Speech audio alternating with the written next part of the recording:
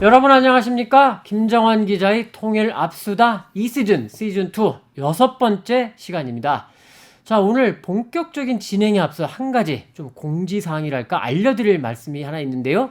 지금 2시즌도 지금 이제 점점 막판으로 가고 있습니다. 3시즌 이어지기를 간절히 기대하면서 여러분과 함께하는 시간을 좀 만들어 보고 싶어서 좀 말씀을 드립니다. 무슨 말씀인가 하면 자, 통일 압수다를 통해서 여러 가지를 알게 됐지만 좀 미진한 부분, 더 알고 싶은 부분이 있다. 뭐 북한에 대해서, 남북 관계에 대해서, 북미 관계에 대해서 요런 부분 언론에서도 잘 안 다루더라. 요거 좀 알려달라. 이런 것을 남겨주시면 저희가 좀 모아서 아주 또 뛰어난 전문가들 모시고 하나씩 좀 궁금증을 풀어보는 그런 시간을 가지려고 합니다. 단 여러분들이 좀 많이 참여를 해주셔야 가능할 것 같습니다. 자, 오늘 6회 오늘 지금 다루려는 주제가 재미도 있고 조금 이랬구나라는 이런 부분도 있는데요. 얼마 전에 있었던 북한 노동당 창건 75주년 열병식 그리고 뒤이어서 바로 집단체조가 있었죠. 오늘 이 두 가지를 조금 깊이 있게 다뤄보려고 합니다. 자, 오늘도 두 분 또 아주 귀한 분 모셨습니다. 우리 오랜만에 좀 오신 최순미 교수님. 안녕하세요. 네, 오랜만에 뵙습니다. 네, 잘 지내시죠? 네, 잘 지냈습니다. 얼굴이 살짝 좀 빠지셨어요. 아닙니다. 전 계속해서 같은 몸무게, 확진자의 몸무게를 유지하고 있고요. 네. 아, 그러시군요. 그러나 건강합니다. 네. 자, 그리고 북한의 무기 관련해서 또 2분 빼면 또 안 된다. 네. 지금 굉장히 요즘에 뜨겁게 사실 한 몇 년 됐습니다. 우리 통일연구원 장철훈 박사님 나오셨습니다. 안녕하세요, 박사님. 예, 안녕하세요. 네, 박사님 참 오늘 처음 나오신 건데 예. 아주 고견, 탁견 좀 부탁드립니다. 이렇게 압박을 좀 드려야 네. 말씀을 잘 하실 것 같아서. 노력해 이분 보겠습니다. 별명이 예. 미사일장이세요. 미사일장. 미사일 전공을 하셨기 때문에 아하, 북한 미사일장이라고 미사일. 부릅니다. 네. 아. 남북한 모두. 네. 아, 그렇군요. 제가 사람은 잘 봤다. 이렇게 자화자찬도 좀 해보고요. 예. 자, 먼저 박사님. 예. 그 지난번에 이제 10월 10일 예. 또 뭐 오밤중에 예. 열병식이랍시고 하면서 무기들을 잔뜩 보여줬어요. 네. 예. 뭐 여러 가지 이야기가 있는데 일단 대체적인 평가 분석은 끝났을 것 같습니다. 네. 그래서 오늘 저희가 지금 조금 한 발 늦게 이 주제를 잡은 건데 그 많은 무기들 가운데 박사님이 딱 머리 팍 꽂히는 거 뭐가 눈에 있었습니까? 저는 북한 군사 쪽을 주로 공부를 하고 있어서 다 처음 보는 거여서 다 눈에 띄었고요. 예.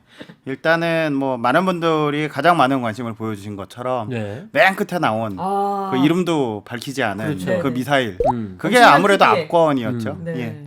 그럼 뭐 미국 전문가 한 분이 괴물 뭐 이렇게 평가를 하면서 지금 뭐 괴물이다 뭐 이런 얘기도 하는데 박사님 보시기에 이거 진짜 괴물 맞나요?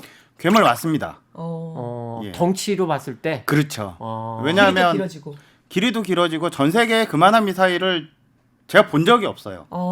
제가 뭐 미사일을 직접 본 적은 거의 없지만 네. 몇 차례 있긴 한데 네. 거의 없지만 그 사진이나 이런 걸로 봤을 때 눈대중이나 이런 것들을 할 수가 있잖아요. 그렇죠. 네. 근데 그만한 사이즈에 그만한 무게 위압감에 뭐 이런 미사일은 본 적이 없어요. 그렇게 볼 때는 일단 덩치로 볼 때는 괴물은 맞다. 예, 예. 어. 슈퍼 헤비급 정도. 슈퍼 헤비급. 네. 아하.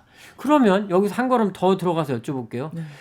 박사님이 이제 미사일 장, 미사일 많이 이제 연구를 하시는데 네. 미사일의 크기가 물론 크기도 중요하지만 네. 성능이 진짜 중요하잖아요. 네, 위력과. 네. 이 북한이 이번에 공개한 거 좀 오싹한가요?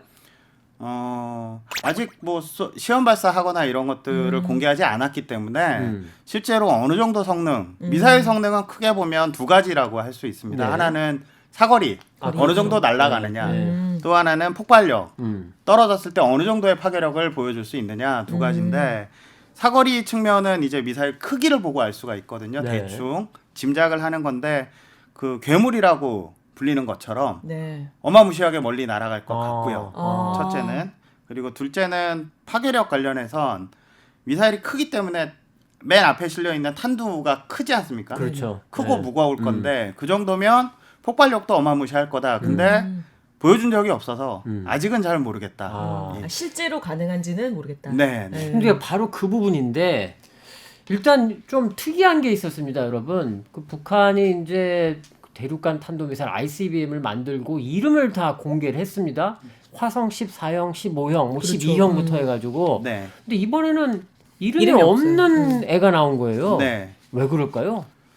그냥 이 추정인데요. 예. 느낌인데 아직 개발하고 있어서 미완이다. 개발, 아직 완전하게 개발이 끝나지 않았기 때문에 음. 이름을 아마 내부적으로는 붙였을 수도 있습니다. 근데 공개하기에는 조금 이를렀던 거 아닌가 이렇게 판단하는 것 이게 같아요. 적절한 비유인지는 모르겠습니다만 아이를 지금 태중에 배어 있기 때문에 네. 정식 이름은 아직은 지어주지 않는 것처럼 네. 미사일 시험 발사를 하고 성능이 좀 검증이 되면 그때 이제 정식 이름을 붙일 것 같다. 뭐 정식 이름이 있을 수도 있습니다. 내부적으로. 말씀하셨던 네. 그런 맥락도 있을 수 있고 정식 이름이 있는데 공개를 하지 않았던 거 아닌가. 자, 그런 가능성도 그러면 있고. 여기서 이제 우리가 합리적 의문 이런 거죠. 그럼 언제 쏠까? 이거 아닐까요? 네. 지금 이제 당장 우리가 생각해 볼 수 있는 게 11월 3일 네네. 미국 대통령 선거 전, 뭐 지금 워낙 촉박해서 그렇죠. 가능성이 높아 보이진 않지만 그때가 있고 11월 3일 이후 1월 20일 대통령 취임 기간 예. 직전으로? 그리고 이제 취임 이후 이렇게 나눠본다면 박사님은 언제로 보세요? 걔가 앞서 말씀드렸던 것처럼 멀리 가고 파괴력이 클 수 있기 때문에 함부로 시험 발사하지는 않을 것 같아요. 아, 그리고 네. 만든 양도 지금 상태에서는 많지 않을 것 그러겠죠. 같아요. 예. 그렇다면 시험 발사하는 시기를 굉장히 중요하게 저울질을 할 건데 음. 미국 대선 전이나 미국 대선 끝나고 다음 행정부가 들어서기까지의 과정 그 사이에 북한이 무슨 속된 말로 이제 분탕질을 칠 것 같지는 네. 않고요. 아. 예, 왜냐하면 그렇게 하면 자기들한테 유리할 게 별로 없기 때문에 얻을 게 많이 없죠, 예, 사실. 오히려 나중에 미국의 새로운 행정부가 출범하고 북한하고의 관계나 협상이나 이런 것들이 지지부진하거나 잘 안 되거나 뭔가 모멘텀 같은 게 필요할 때 네. 그럴 때 하지 않을까. 그럼 그 부분에서 더 여쭤봐야 됩니다. 뭐냐 하면 박사님은 아까 이제 별로 오싹하지는 않았다. 예. 덩치는 뭐 괴물은 맞지만 네. 근데 미국이 걔를 어떻게 평가하느냐 이거잖아요. 네. 이거 좀가 가만 놔두면 안 되겠는데. 네. 미국 입장에선 본인들을 타겟으로 만들었다고 그렇죠. 느낄 수 그건 뭐 있거든요. 당연히 아는 당연하겠죠. 거고. 네. 예. 예. 그러니까 근데 이제 제 말씀은 미국이 평가를 북한이 저런 것까지 만들고 아무래도 대화 좀 빨리 해야겠다 이렇게 생각할지 박사님 어떻게 보세요? 저는 뭐 미국에서 어떻게 평가할지는 솔직히 잘 모르겠습니다. 그러니까 일부 전문가들은 저게 모형이다. 뻥이다. 모형이다? 네, 아. 뻥이다. 아하. 뭐 이렇게 평가하시는 분들도 계신데 그런 것 같지는 않고요. 뻥을 내놓고 무언가 협상을 하려고 할 것 같지는 않고 미완일 수는 있으나. 예, 미완일 수는 있으나 보여주면서 과시를 하고 그걸 통해서 미국하고의 대화를 조금 더 촉진하려고 하는 촉매제 역할 뭐 이런 역할을 부여하지 않았을까. 예, 그래서 미국하고 대화가 좀 빨리 되는 게 북한 입장에서도 좋으니까요. 예, 그런 측면에서 보지 않을까 이렇게 판단하고 있습니다. 정치적 의도는 분명히 들어가 있는 건데. 예, 분명하죠. 그건. 그렇죠. 자, 그리고 아까 이제 뭐 모형 아니냐 이런 말씀을 어떤 전문가들은 하신다라고 하셨는데, 예. 근데 이런 또 그 질문이 있어요. 보면 저거 엄청 무겁다. 100톤, 130톤 얘기도 나오고, 예. 거기에다가 지금 미사일을 지금 그 이동식이란 말이에요. 예. 그 TL이라고 하는 예. 걔도 무겁다. 걔도 무겁죠. 그렇죠. 네. 그거 합하면 뭐 200톤 가까이 될 텐데. 땅이 남아나질 않겠네요. 그러니까요. 네. 저거 사실 쓸모 없다. 이렇게 말씀하는 분도 계시더라고요. 김정은 시대 들어서 북한이 시험 발사했던 미사일 중에 화성 12형 이번에도 등장했는데 네. 걔부터는 사실 이동식 발사대가 싣고 다니기가 버겁습니다.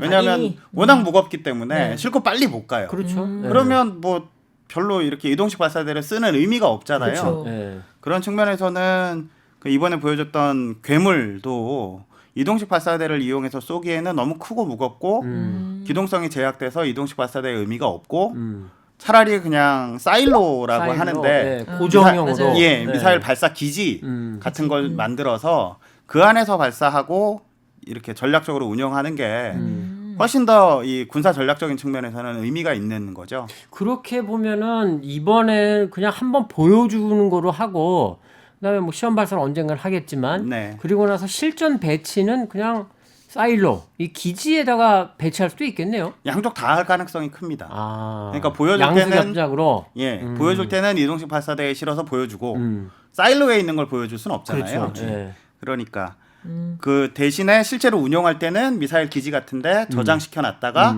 유사시에 쏘거나 아니면 쏘는 척만 할 수도 있어요. 우리가 위성이 워낙 좋아서 미사일 기지 같은 거 저기 북한의 연평도 앞에 있는 개머리 해안 이런 데 포문 열리면 그렇죠. 알잖아요. 그렇죠, 보이죠. 그런 식으로 미사일 기지들도 미사일 기지 문이 열리면 알게 되거든요. 그렇게 해서 이제 쏠 수 있다, 뭐 위협하는 그런 용도로 쓰지 않을까. 아하. 실제로 쏘기보다는 실제로 쏘면 큰일 나죠. 큰일 나죠. 최 교수님 전쟁이지. 그쵸, 네, 그건 아니고요. 위협적으로. 네. 네.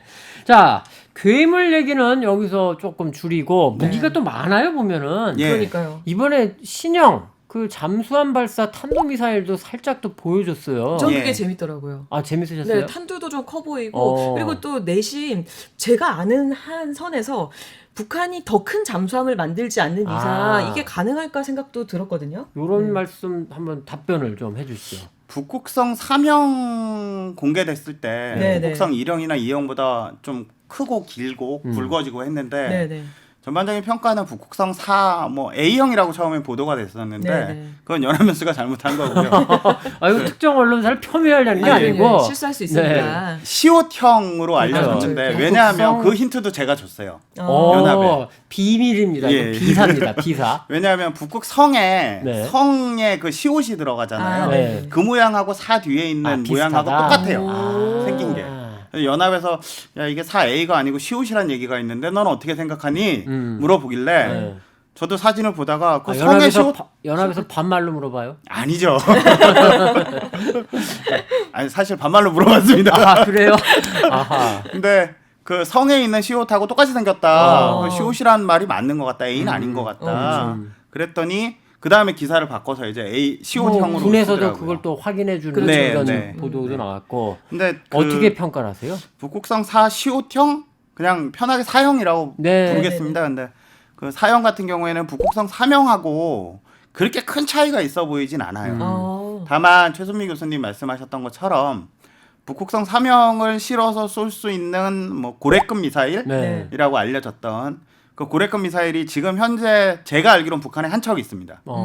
그리고 그 고래급 미사일에 북극성 3형을 적으면 한 발, 많으면 세 발 실을 수 있어요. 오. 많으면 세 발. 예, 많으면 세 발, 한 척에 세 발. 네. 네. 그것 때문에 난리가 났던 거거든요, 몇 년 전에. 아. 근데 여기서 잠깐 제가 사실 군사 분야는 지식이 많지 않아 가지고 조금 뭐 그 거시기합니다만 이게 우리가 이제 흔히 ICBM은 전략 무기 이렇게 평가를 하잖아요. 네.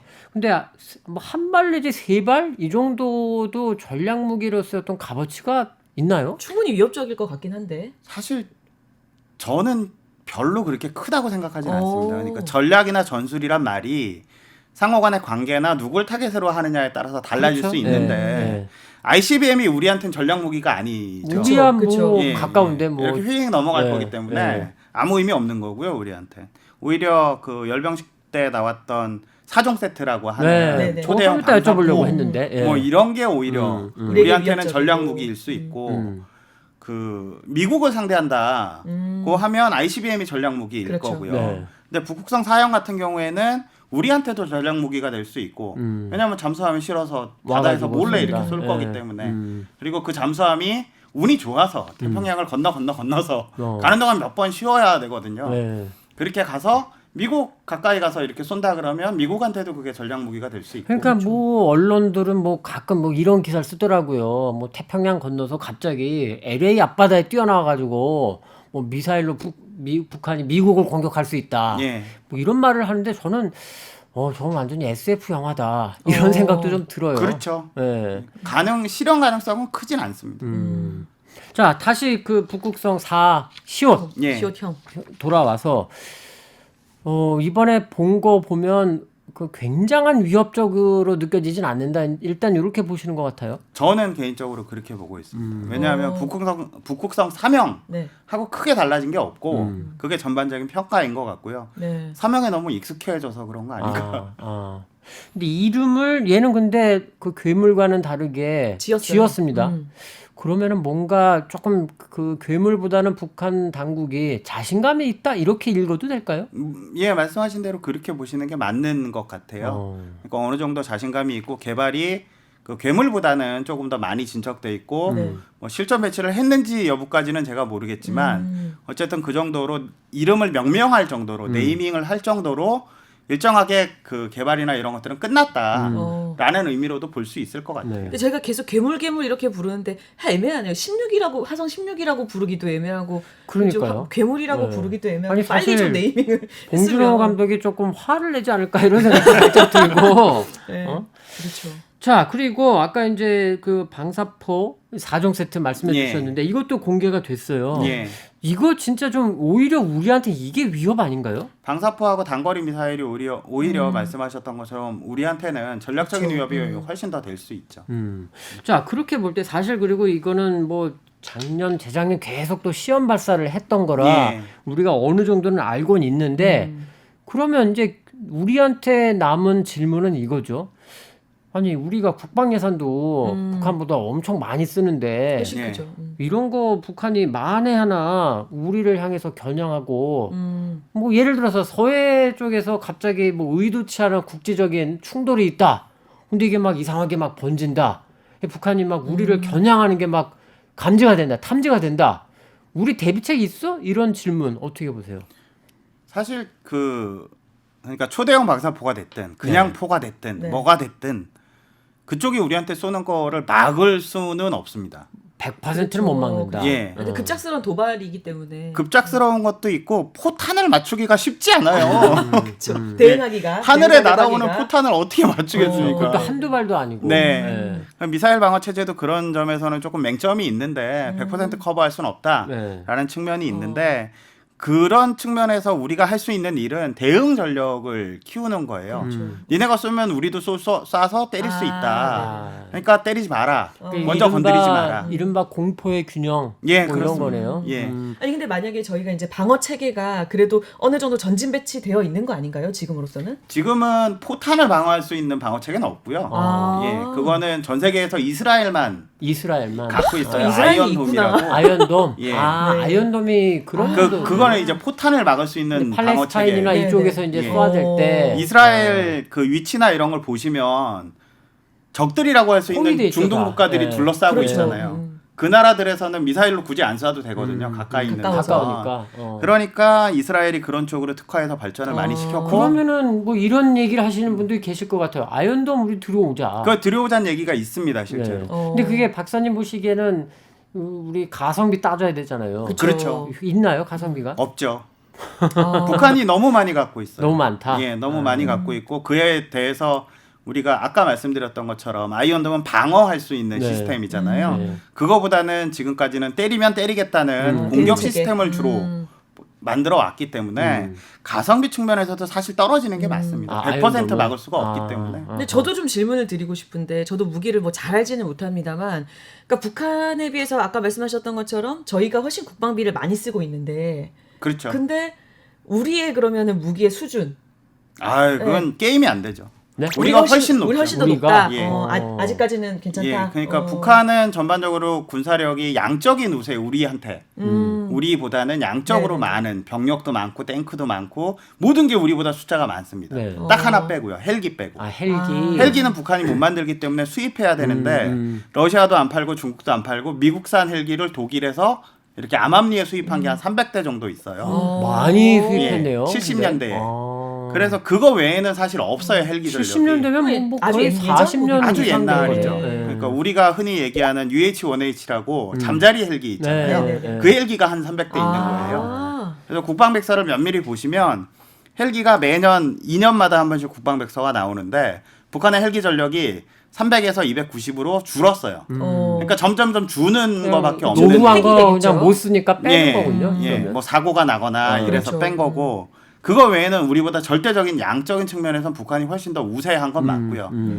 대신에 그 질적인 측면에서 무기 체계의 질이라든가 이런 측면에서는 우리가 압도적으로 우세하죠. 자, 그런데 여기서 이제 이런 거죠. 사실 우리가 북한이라는 나라, 네. 뭐 이제 일부 분들은 뭐 나라라고 부르기도 싫다 이런 분도 예. 계시지만, 근데 어쨌든 국제법적으로 보면 나라고 유엔에도 가입한 그렇죠. 이런 나라고 체제인데, 뭐 그런 나라가 우리나라 내 나라 내가 지키겠다는데, 뭐 그거 사실 틀린 건 아니에요. 네. 우리도 뭐 하니까. 네.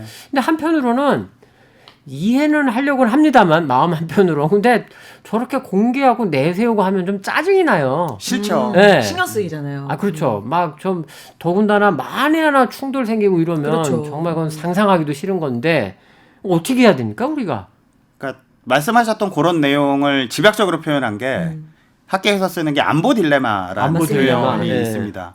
그러니까 우리가 우리의 안보를 위해서 우리를 위해서 막 이렇게 군사력을 증강하면 그게 상대방에겐 위협으로 받아들여져서 그렇죠. 네. 걔네도 증강하고 그게 또 우리가 우리한테 또 위협이 돼서 증강이 또 되고. 증강하고 그래서 맞습니다. 이게 딜레마에 빠질 수밖에 악순환이죠. 없다. 뭐. 예. 네. 그런 표현인 건 그런 의미인 건데 그거 벗어나기 쉽지 않습니다. 네. 양쪽이 분단되고 전쟁까지 하면서 분단이 고착화되고 그 이후로 70년 가까이 흘렀기 때문에 그리고 그런 가운데 사실은 뭐 다 지나간 얘기입니다만 사실은 김일성 주석과 박정희 대통령 같은 경우에 예. 서로 막 증오하고 싫어했지만 예. 또 그 덕분에 서로의 체제를 또 공고하게 그렇죠. 했었잖아요. 예. 이른바 적대적 공존 예, 뭐 예. 해가지고 맞습니다. 지금 이런 악순환 속에서도 거기에 딱 달라붙어가지고 뭔가 이익을 챙기는 이런 아유, 사람도 있는 많죠. 거잖아요. 네, 그런 것들 때문에 사실은 이걸 순식간에 잘라버리기는 쉽지 않고요. 네. 그런 뭐 세력이라고 해야 되나 집단들이 우리 사회 기득권 뭐 흔히 이거든요. 말하는 군산복합체 네. 이게 이제 대표적일 그렇죠. 거고. 미국 군산복합체도 많고 네. 거기랑 같이 협조하고 협력하는 우리 쪽도 미국 군수산업체들이 무기를 또 많고. 워낙 많이 사들이니까 그렇죠. 그런 것도 있는데. 그래서 쉽게 끊을 수가 없기 때문에 거기에서 벗어나는 길이 많지는 않을 것 같아요. 당장도 어려울 것 같고. 상당 기간 이렇게 갈 수밖에 없다. 그러면서도 벗어나려고 노력은 해야 되겠죠. 그게 대표적인 게 9.19 군사합의가 그렇죠. 네. 대표적인 예일 수 있다고 생각을 하고요. 저는 거기서 조금 더 나가서 안 쓰는 거 군대에 많이 쟁여놨거든요. 재래식무기나 아까 오래된 말씀하신 것들. 그 북한의 헬기 뭐 이런 것처럼 오래된 거. 오래되고 안 쓰고 어. 여차하면 쓰려고 쟁여놨는데 별로 쓸모없는 이런 것들부터 뭐 양쪽이 재구비용만 더 어. 보관비용만 늘어가는. 네, 네. 그런 것들을 양쪽이 협의해서 합의해서 줄여나가는 것부터 시작하면 양쪽의 현존 군사력은 크게 건드리지 않고 그 또 않으면서도 줄여나가고 신뢰도 쌓을 수 있고 아니 그런 근데 걸 통해서. 남한에도 그런 이제 오래된 무기들이 많은 걸로 알고 많죠. 있는데 근데 요거는 사실 검증이 필요하잖아요. 과제겠네요. 그런 것들을 이제 국내적으로도 어느 정도 풀어가는 그런 것들도 만들 필요가 있습니다. 네. 국내에서 사실은 북한 체제 어떻게 바라보느냐 이제 이런 문제랑도 사실 또 연결돼 직결되는 있는 거고. 근데 박사님 아까 그 게임이 안 된다고 하신 거 그럼 예. 진짜 맞는 말씀인가요? 그러니까 뭐 예를 들면 간단한 예만 들면 공군은 아예 게임이 안 돼요. 아, 우리가 뭐 최첨단 전투기도 예, 많고. 그렇죠. F-22 살려고 그랬는데 미국이 안 팔아서 35. F-35 네. 사왔잖아요. 네. 근데 F-35 한 대만 뜨면 북한 공군은 괴멸됩니다. 아, F-35가 어디서 뭘 쏘는지 몰라요. 역시 돈인가요? 예. 역시 돈이요. 돈인가요? 어. 네. 그러니까 스타크래프트 그렇죠. 네. 보면 이 테란족의 이 비행기가 이렇게 숨잖아요. 네. 숨은 안 거 못 보이잖아요. 찾잖아요. 네. 계속 와서 때리는 그렇죠. 거예요. 갑자기 와서 막 아. 터지잖아요. 그러니까 공군 전력은 아예 게임이 안 되고 지상군 같은 경우에도 전차는 성능을 비교하면 우리가 훨씬 더 좋습니다. 근데 이번에 그러지 않아도 나온 것 중에 보면 스트라이커, 북한판 스트라이커 아, 뭐 이런 것도 네네네. 있고 또 북한에서도 이런 그 새로운 신형 전차를 내놨다. 예. 이번에 보여줬거든요. 네. 북한도 사실은 그런 걸 아니까 뭐 재래식 전략 이제 돈은 우리가 좀 더 많이 쓰지만 예. 북한도 나름으로는 지금 쫓아오려고 하고 있는 거잖아요. 열심히 하는 거죠. 나름 힘든데 그동안 뭐 여러 가지로 사실 경제적으로 엄청나게 힘든데도 그럼요. 불구하고 안 할 수 없으니까 했던 거고 그 성과들이 이번 75주년 열병식에서 일정하게 드러난 거 아닌가 이렇게 볼 수 있을 것 같아요. 저도 그 생각을 했어요. 지금 너무 힘들 텐데 이 대북 제재 와중에 사실 무기 개발이란 게 돈이 얼마나 많이 들어요. 근데 이 예산을 그래도 여기에 또 집중하려고 애를 썼구나 그동안. 물론 뭐 미완의 것들도 나왔겠지만 그렇구나라는 생각도 했고 전차와 마찬가지로. 그러면 제가 여기서 좀 과격한 주장을 하나 좀 여쭤볼게요. 무슨 말씀이냐면 러시아 구소련이 이제 무너진 이유가 여러 가지지만 그 중에 하나로 꼽는 게 미국과의 군비 경쟁이었거든요. 미국이 워낙 군비 경쟁을 특히 레이건 대통령 당시에 세게 걸면서 뭐 스타워즈도 하겠다고 하면서 러시아, 소련이 이제 그걸 쫓아가다가 무너졌다 이런 예. 얘기를 하는데 예.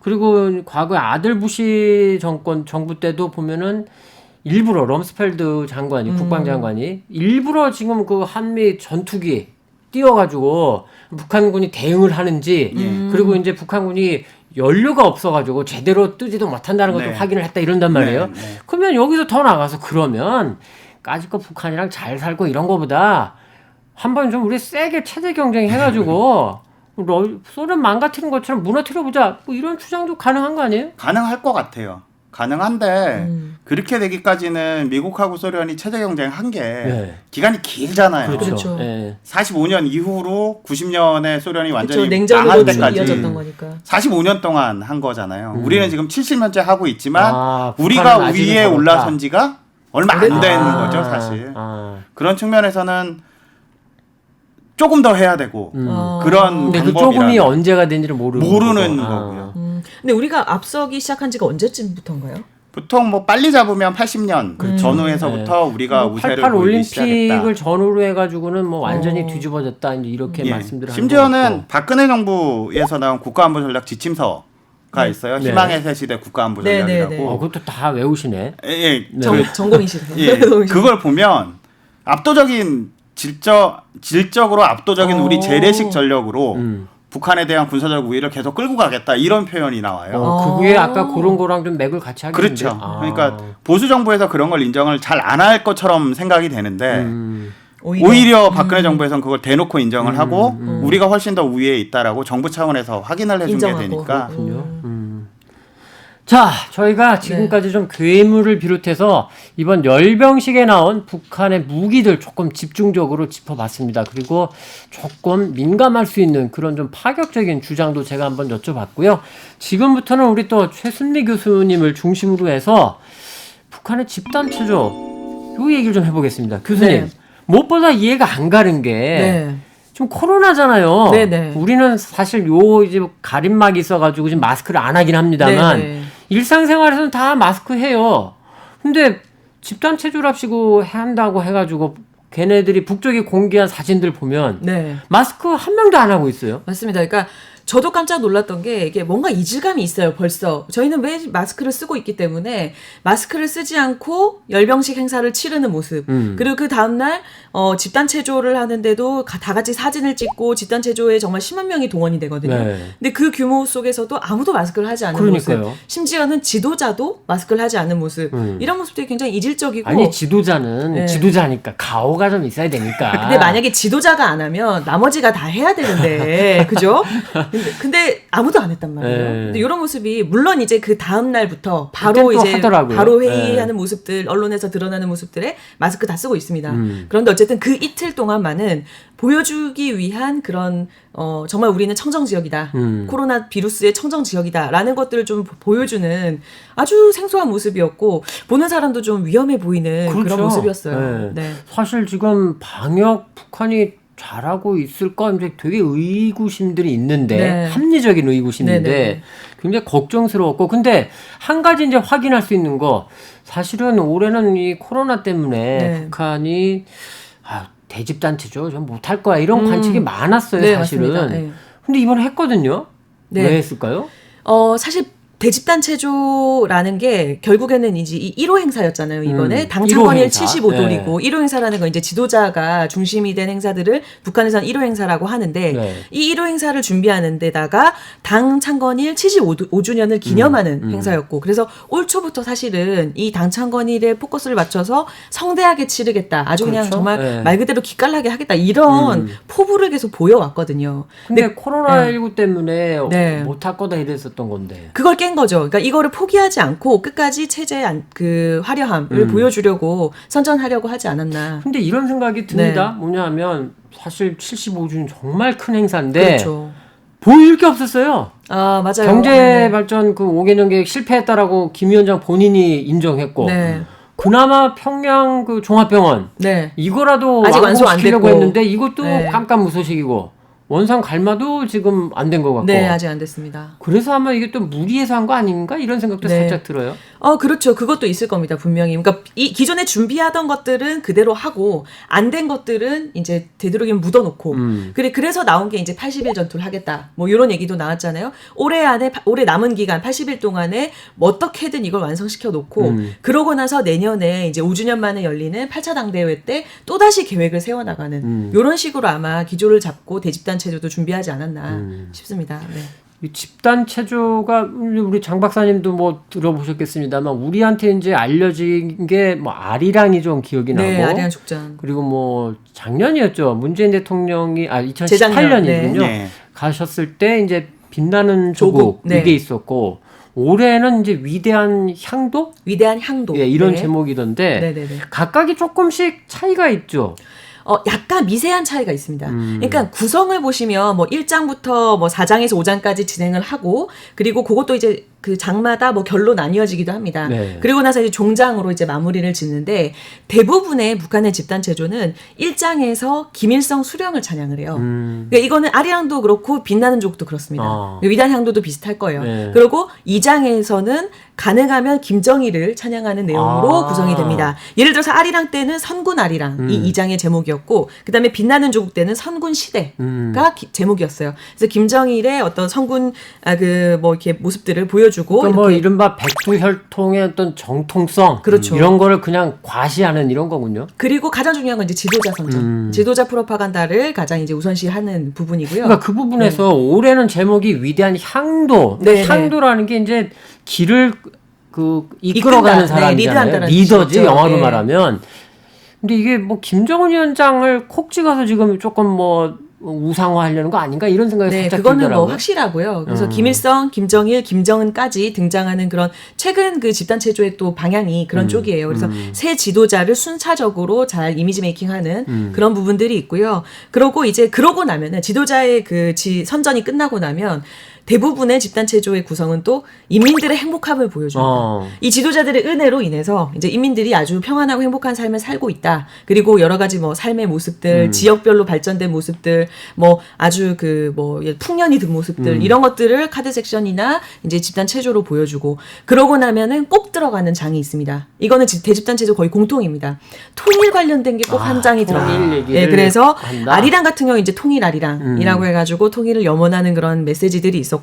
이제 빛나는 조국 2018년도 빛나는 조국에서는 이게 통일된 삼천리라고 해가지고 4.27 선언을 이행하자라는 그런 문구도 등장을 했어요. 네, 그런 식으로 진행을 하는데 네. 제가 우리 최 교수님한테 조금 특별한 좀 부탁, 네네. 숙제를 하나 드렸어요. 뭐냐면 이 집단 체조에 참가한 분 탈북민 가운데 좀 네. 찾아보고 얘기를 좀 들어달라 했는데 듣고 해달라. 들어보셨죠? 근데 제가 여러 분들에게 전화를 해봤어요. 네. 저희 탈북민 친구들이 많으니까 여러분들한테 전화를 해봤는데 제 주위에는 이 집단 체조를 해본 사람이 없어요. 동원돼본 분들이 없어요. 그러니까 아니, 왜요? 그게 집단 체조가 막 몇만 명 단위인데. 그렇죠. 근데 무용수도 있고 뭐 음악 하시는 분도 네. 있고 하거든요. 근데 얘기를 들었다. 뭐 활동을 해봤다. 근데 이 공연은 해봤는데 대집단 체조에 동원된 분들은 안 계시더라고요. 근데 이분들의 말씀도 일리가 있는 것이 첫째는 평양이어야 돼요. 그러니까 최소 평양 주변 지역에 있는 분들이어야 돼요. 평양과 이 평양에 가까운데 네. 거기 계신 분들은 사실 남쪽에 잘 올 안 일이 오시죠. 거의 없죠. 많지 않죠. 네. 많지 않죠. 그리고 정말 만약에 거기에 동원되는 뭐 무용수다 이러면은 최고의 실력을 가진 예술가여야 됩니다. 그래서 이제 그런 분들이 또 남한에 넘어오기는 쉽지가 않죠. 그렇죠. 뭐 예. 이미 북쪽에서 나름 자리를 잡고 있는 네, 분들이니까. 아파트도 부여받고 차량도 부여받고 할 텐데 그렇죠. 그리고 또 세 번째 이유가 청소년들이 이제 카드 섹션 같은 데는 청소년들이 많이 동원이 되거든요. 네. 집단 무용도 마찬가지고. 근데 이 청소년 시절에 여기 지금 나와 있는 젊은 분들도 이미 청소년 시절에 이제 북한에서 나와서 왔을 확률이 굉장히 높아요. 그러니까 우리 최 교수님의 네. 젊은 탈북민들과 친하다. 그렇죠. 이런 말씀이군요. 네, 그건 확실하고요. 저는 그래서 찾기가 쉽지 않았는데 그러나 이제 많이 저희 남한사에 또 알려진 바에 따르면은 여기 동원된 분들이 사실 굉장히 어려움을 많이 겪죠. 인권 그렇죠. 문제도 많이 인권 문제를 이제 많이 특히 네네. 학생들의 학습권도 있고 맞습니다. 학생들의 인권 얘기 네네. 계속 좀 나오잖아요. 네, 이게 근데 그 부분이 궁금해요. 북쪽 분들은 네. 그거를 꼭 그렇게 안 받아들이는 것 같은 게 우리 영광이죠. 장 박사님, 네네. 장 박사님이랑 저랑 연배가 비슷합니다. 네. 그래서 여쭤보는데 사실 저희가 어릴 때는 우리가 이런 뭐 대규모의 집단체조 이런 건 아니지만 네네. 제가 기억에 나는 게 초등학교 이때 운동회를 하면 네네. 여기에 매스 게임이 들어가요. 그렇죠. 그 연습을 초등학생들 하느라고 사실 저도 그랬습니다. 그쵸? 네네. 요즘 안 하나요? 아니 제가 이제 이 말씀 왜 드리냐면 이게 사실은 오는 분들 즐거우라고 하시는 그렇죠. 거지. 그래요. 보기 좋으라고. 부모님들 네, 보여드리려고 애들 하는 좋은 건 거죠. 아니거든요. 그럼요. 땡볕에서 연습해야 되고. 그렇죠. 네. 이렇게 생각하면 이 집단체조 이거 네. 참가하는 북쪽 분들도 좀 짜증 낼 텐데 이런 생각이 드는데 네. 어떨까요? 저기 장 박사님 말씀해주신 것처럼 일단 동원이 되면 가문의 영광입니다. 네, 왜냐하면 1호 행사잖아요. 지도자가 보고 있는 행사잖아요. 그렇기 때문에 굉장히 영광이고, 근데 그럼에도 불구하고 이제 먹고 사는 문제가 굉장히 안 좋아졌기 때문에 경제적으로 어려운 시절에는 그것에 대한 어려움을 호소를 하기도 해요. 그렇죠. 그래서 여기 넘어오신 분들은 집단 체조에 대해서 안 좋게 보는 분들도 많으세요. 아무래도 그러겠죠. 네, 그리고 이제 많이 또- 나오는 거지만 뭐 오줌통을 옆에 놓고 몇 시간씩 연습한다, 뭐 이런 얘기도 있잖아요. 그리고 뭐 많지는 않겠지만 네. 보상도 일부는 있다 뭐 이런 얘기도 있긴 하더라고요. 그거는 이제 성과를 냈을 때, 성과를 냈을 때고, 그러나 기본적으로 아무리 보상이 크더라도 결국 북한은 이제 모럴 인센티브 사회 아니겠습니까? 그렇죠. 예, 돈으로 주는 건 아니거든요. 그러니까 이것이 먹고 사는데 직접적인 영향을 미치진 않는다. 근데 선물 이제 안 줘요? 선물? 그러니까 뭐 약간의 끝나면 사탕. 어쨌든 사탕. 치하를 아이들이니까. 네, 치하를 많이 하고. 네. 그리고 저희가 이제 그 오늘 녹화를 하기 전에 네. 이거 조금 연습을 했는데 최 네. 교수님이 직관하고 싶다고 하시더라고요. 네, 저희가 근데 이제- 그래서 제가 더 여쭤봤죠. 그러면 직접 참여해 보시겠어요? 했더니 그건 그거는 또 싫고. 안 하시겠다고. 아니 두 분께 제가 질문을 드릴게요. 두 분께서는 이제 어렸을 시절에 네. 싫어요, 안 예를 해요. 들어서 말이 끝나기도 전에 네. 어떠세요? 아니 하세요. 그러니까 이게 저도 이제 그 영상으로만 북한의 집단 체조를 봤기 때문에 이 사회주의 꽃 집단 체조, 특히 카드 섹션 같은 경우에는 막 미사일이 날아가요, 막 움직이고 막 압수를 그렇더라고요. 하고 예, 이런 예. 움직이는 집단 체조, 그리고 이게 얼마나 연습량이 많겠습니까? 그래서 이게 몇 달을 한다 그러더라고요. 그렇죠. 연습을. 뭐 네. 6개월, 1년 이렇게 하거든요. 그러니까 이런 것들이 어떻게 진행될까 직관하고 싶다는 마음이 반이 있고, 근데 한편으로는 정말 이 인권의 문제, 정말 나라의 선전을 위한, 사실 지금으로서는 대내 선전밖에 안 돼요. 그렇죠. 지금 뭐 관광객들이 가서 보는 것도 아니고, 예전에는 관광객 필수 코스였는데, 근데 이 코로나 이후에는 또 그것도 아니거든요. 그렇다면 이분들이 그만한 프라이드를 갖고 이 활동을 할 수 있을까, 이 연습을 할까, 이런 마음도 좀 드는 거죠. 그러네요. 네. 말씀 듣고 보니까 그래서 이제 북쪽 분들 혹시 이제 참석하셨던 분들, 참가하셨던 분들 얘기를 들어보고 싶었던 건데 역시 평양에서 오신 분이 많지 않다 보니까 네. 그거는 저희가 좀 찾질 못했고, 자 그런데 최 교수님, 네. 그 제 기억에 또 뭐가 있냐면 어렸을 때 봤던 이 TV 화면 이런 거였던 것 같은데 네. 옛날 중공이라던가 옛날 이 소비에트 소련 얼마 만에 들어봅니까? 네. 중공 소비에트, 네. 이때도 그 나라들도 네네. 매스 게임 뭐 이런 거 카드 섹션 이런 게 있었던 것 같거든요. 있었죠. 있었어요. 네, 있었어요. 그러니까 제 소비에트 기억력이 틀리진 않았군요. 그렇죠. 사실 저는 그걸 뭐 실시간 보도로 본 건 아닙니다. 세대 차이가 나서. 네, 그렇습니다만 소비에트도 그렇고 중공 시대도 그렇고 집단 체조 자체가 프로파간다의 일종이었고, 그렇죠. 네. 그리고 이걸 이제 좀 전문적으로 해석을 하면은 체육 자체가 정치적인 거였어요. 맞습니다. 사회주의권이 그런 게 있었죠. 그렇죠. 네. 정치에 활용이 되던 체육이었습니다. 그래서 이제 소비에트에서는 이거를 뭐 소비에트 집단 체조, 뭐 이런 집단 체육 이렇게 불렀고, 중공 때도 마찬가지로 뭐 군중 뭐 예술, 군중 체조 뭐 이렇게 이제 명명을 하는데 그런 활동들이 있었어요. 근데 지금 현재는 러시아도 마찬가지고 중국도 마찬가지고 강제로 동원된, 국가행사에 강제로 동원된 그런 활동을 하지는 않고, 만약에 뭐 그런 예술 공연을 한다 그러면 당연히 이제 정확한 페이를 지급을 한다거나, 아니면 관광 상품으로 이 시안이나 이런 데 가면 역사적인 거를 그대로 구현해서 이제 집단 예술 활동을 하잖아요. 그런 것들은 관람객의 그 입장료를 받고 관람료를 받고 정확하게 진행이 되는, 그러니까 이제 조금 정리를 하자면 뭐 중공, 네. 소비에트,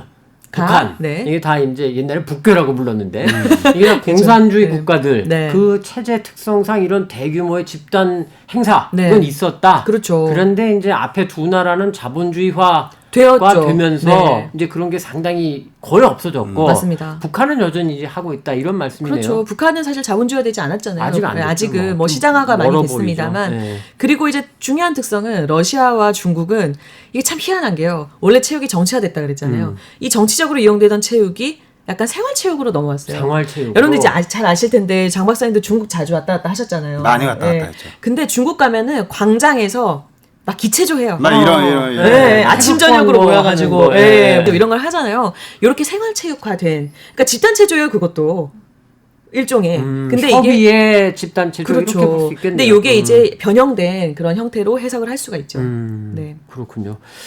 자, 집단 체조까지도 저희가 짚어봤고, 근데 이제 작년에 그 네. 김정은 위원장이 그때 작년 제목은 위대한 조국이었나요? 뭐 이런 제목으로 이제 또 재작년에 빛나는 조국. 빛나는 조국. 아니 작년에 아, 집단- 인민의 나라. 인민의 인민의 나라. 나라. 인민의 나라 이 집단 체조를 보고서 네네. 벌컥했다고 그랬잖아요. 네, 맞습니다. 근데 네. 그러고 나서 굉장히 또 수준이 높아졌다 또 이런 얘기도 있어요. 네, 그러니까 원래 이제 아리랑 축전이 한동안 중단이 됐었어요. 그렇죠. 그러면서 많은 전문가들이 이제 우리 사회에서도 북한 쟤네 저거 뭐 이제 못 하나 보다. 집단 체조로 하기에는 부작용이 좀 있고. 네, 그리고 군기가 좀 이제 빠져 있고 소위 말하는 동원이 잘 안 되나 봐. 이렇게 먹고 살기 어렵고 이러다 보니까 지도자의 그런 말이 힘이 없나 이런 의심도 했었어요. 그런데 그것을 이제 부식하면서 이제 점점 서서히 나오기 시작했고.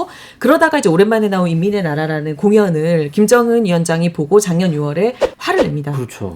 이렇게 하면 안 된다. 다 제대로 해야 된다라고 이제 언급을 하죠. 그러고 나서 김정은의 지시로 재정비를 하고 다시 나옵니다. 그런데 이 공연이 재평가를 받아요. 그래서 재정비된 이 좀 인민의 제대로 나라. 했구만. 그렇죠. 아주 이제 완성도가 높고 예술적으로도 좀 한 단계 올라서 있고 그리고 최근에 이제 2018년도 이후에 나타나는 그 북한의 집단 체조에는 뭐 레이저라던가 레이저요? 아니면 네 오. 드론이라던가 조명도 굉장히 화려해지고 이런 것들이 있거든요. 근데 이런 것들도 잘 갖추어진 조금 더 발전된 형태의 이제 집단 체조다라고 재평가를 받고 있죠. 뭐 혹시 궁금하신 분 계시면요. 네. 유튜브에서 쳐보시면 짤막짤막하게 올라와 있더라고요. 네, 그리고 사실 북한이 이런 걸 발전시키는 이유가 관광 상품도 있어요. 그렇죠. 예, 네, 이른바 그래서- 외화벌이. 그렇죠. 사실 코로나 이전에는 중국 관광객, 뭐 여러 외국인 관광객들 대상으로 1, 2, 3등석, 그 다음에 특등석까지 나눠서 비싼 거가 뭐 800유로까지. 800유로? 예, 오, 많이 800유로까지 비싼데요? 갔거든요. 가장 낮은 게 100유로 정도 되고. 근데 이게 필수 코스예요. 무조건 이걸 봐야 돼. 이렇게 필수 코스로 넣어놓는 것도 있었죠. 자, 저희가 오늘은 북한의 열병식에 나왔던 무기들 조금 깊이 있게 좀 다뤄봤고요. 뒤이어서 북한의 집단체조, 도대체 뭐길래? 이런 좀 주제로 한번 우리 장철은 박사님 그리고 최순미 교수님 두 분과 함께 이야기를 나눠봤습니다. 앞서 말씀드렸습니다만 여러분이 북한, 남북관계, 북미관계 뭐 이런 궁금증들을 좀 남겨주시면 저희가 좀 잘 모아서 한번 답변을 드리는 그런 시간도 한번 좀 추진해 보겠습니다. 자, 오늘 두 분 수고 많으셨고요. 네. 좋아요와 구독은 필수. 의무입니다. 의무요. 네, 의무입니다. 자, 지금까지 시청해주신 모든 여러분 감사합니다. 고맙습니다. 감사합니다.